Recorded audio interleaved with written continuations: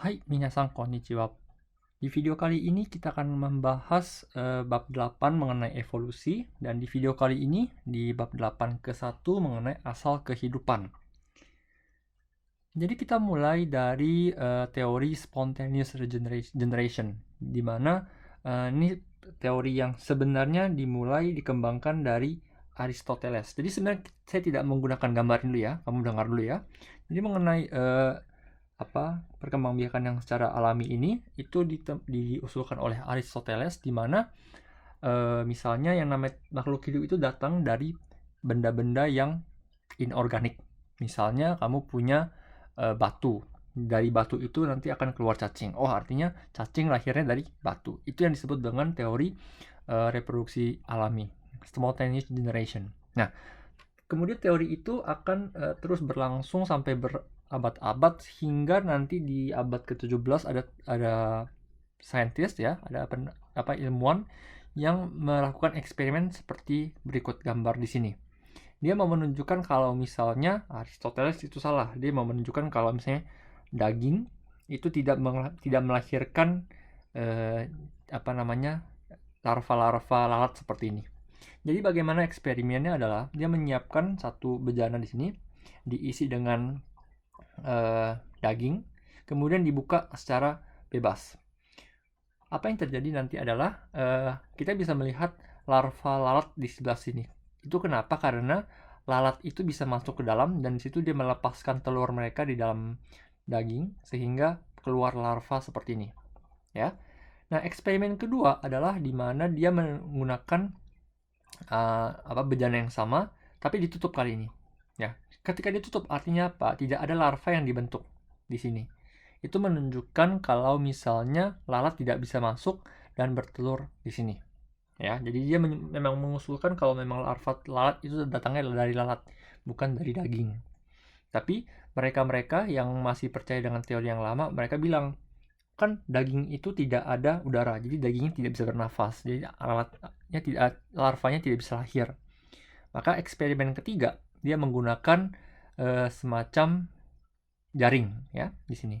Jadi jaring itu membiarkan udara masuk ke dalam daging, tetapi lalat tidak bisa masuk. Ya, apa yang terjadi adalah si lalat itu akan bertelur di atas dan larvanya akan keluarnya di atas jaring, bukan di dalam daging, seperti itu. Jadi memang eksperimen yang bagus untuk menunjukkan kalau teori Aristoteles itu salah. Ya, dia menunjukkan kalau memang lalat melahirkan larvanya, bukan dari daging, seperti itu. Oke.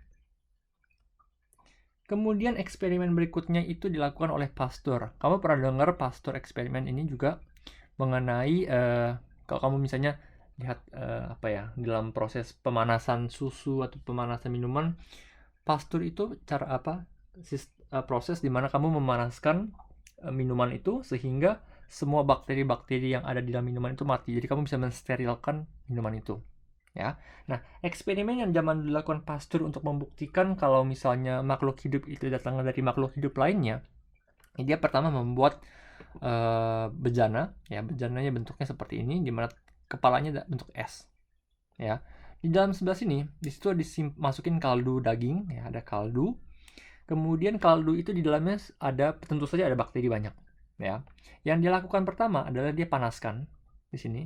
Dipanaskan kaldunya sehingga bakteri-bakteri yang ada di dalam kaldu ini mati semua, ya. Setelah dipanaskan, kamu bisa melihat di mana air yang ada dari dalam kaldu ini dia akan ke atas menguap, kemudian sampai di atas dia akan mengembun. Dia akan kembali menjadi air sehingga dia akan menutup selang sempit di sini. Ya, jadi yang tadinya dibuka di sini, dia bisa tutup secara otomatis, air akan tutup di sini, dan bejana ini dipindahkan dari panas. Ya, bejana ini kan sudah steril, ya, sudah steril, jadi tidak ada hubungan dengan mikrobakteri lainnya. Tetapi seandainya berikutnya kita potong di sini, kita potong tutupnya di sini, maka udara bisa masuk ke dalam bejana, dan mikrobakteria yang ada di dalam udara akan bisa masuk ke dalam bejana sehingga terkontaminasi dan warna kaldunya itu akan berubah. Ya. Jadi ini menunjukkan kalau misalnya makhluk hidup itu datangnya dari makhluk hidup lainnya. Ya, ketika memang misalnya semua bejana dipanaskan, yang tadinya ada mikrobakteria ini setelah disterilkan tidak bisa berkembang biak lagi. Tapi setelah dibuka, udara bisa masuk, mikrobakteria bisa masuk, dan dia bisa beranak lagi, maka kontaminasi berlangsung. Oke, ini eksperimen yang dilakukan oleh Pasteur. Berikutnya, ini adalah eksperimen yang dilakukan oleh Miller-Urey, di mana dia mencari tahu mengenai asal mula kehidupan. Ya, jadi pertama kali ketika planet sudah dibentuk, bagaimana caranya sampai satu sel yang pertama itu terbentuk? Dia melakukan eksperimen seperti berikut. Dia menggabungkan berbagai macam gas, itu ada metan, amonia, air, dan hidrogen. Jadi gas-gas ini tuh bisa dibayangkan seperti gas yang ada di dalam bumi ketika posisi-posisi awal bumi terbentuk. Ya. Kemudian gas-gas ini diberikan listrik, diberikan energi, kemudian setelah itu akan ada reaksi kimia antara 4 gas ini, dan hasil dari reaksi kimia itu akan didinginkan dan disampel, dia akan diambil dan akan dilihat apa yang dibentuk. Dan setelah dicek, kita bisa melihat berbagai unsur organik seperti gula atau misalnya protein, asam amino yang ada dibentuk dari reaksi kimia ini. Ya, jadi ini kita bisa membayangkan ketika bumi pertama kali dibentuk, akan ada banyak sekali reaksi-reaksi kimia. Energinya bisa datang dari misalnya petir, atau misalnya dari panas bumi dan sebagainya. Ya. Kemudian dari situlah pertama kali banyak sekali bahan kimia organik yang akan menjadi bahan dasar pembentukan sel. Ya. Nah, asal mula kehidupan ini setelah kita sudah tahu banyak sekali banyak sekali bahan organik, misalnya seperti protein, asam amino, dan sebagainya, itu kan semuanya kan polimer. Bagaimana caranya dia bisa membentuk suatu sel? Itu pertama kali teorinya dikembangkan dalam pembentukan quadrate ini. Jadi itu seperti koloid, ya. Yang kamu bisa pernah belajar mengenai koloid di pelajaran kimia. Ketika ada gumpalan-gumpalan itu bergabung menjadi satu, misalnya kamu punya polimer bergabung menjadi satu, namanya koloid. Quadrate itu adalah kumpulan dari beberapa koloid seperti itu. Jadi misalnya karena polimer itu memiliki ion positif atau negatif, atau misalnya polimer itu diikat oleh air sehingga dia bisa membentuk gumpalan seperti ini. Nah, di dalam gumpalan ini akan terjadi reaksi kimia satu sama lain pertama-tama. Kemudian setelah itu sistem untuk gumpalan ini akan berlangsung dengan sangat efektif, ya. Nah, berbeda dengan quadrate ini tuh bisa terpisah. Jadi setelah dia terpisah pun dia masih ada membran yang akan membaginya. Ini mungkin bisa dibayangkan sebagai cikal bakal sel. Ya, jadi gumpalan-gumpalan dari senyawa kimia organik. Lanjut kita membahas mengenai central dogma, ya. Jadi sebelum saya menggabungkan pembicaraan yang ada di sini, kita lanjut ke central dogma. Hari ini kita percaya di mana yang namanya protein kita dalam tubuh kita, dalam sel, itu dibentuk lewat proses replikasi, transkripsi, translasi, ya. Jadi kita punya DNA itu bisa direplikasi dengan DNA polimerase.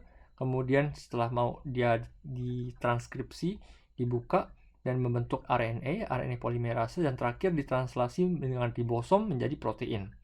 Ini adalah pemikiran yang kita percaya hari ini, ya, mengenai central dogma, ya. Tetapi sebelum ada central dogma ini, ada peneliti, ada ilmuwan yang menyarankan bahwa ada masa di dalam bumi di mana sebelum terbentuknya DNA, ya, RNA itu sudah dibentuk duluan, ya. Jadi RNA itu digunakan sebagai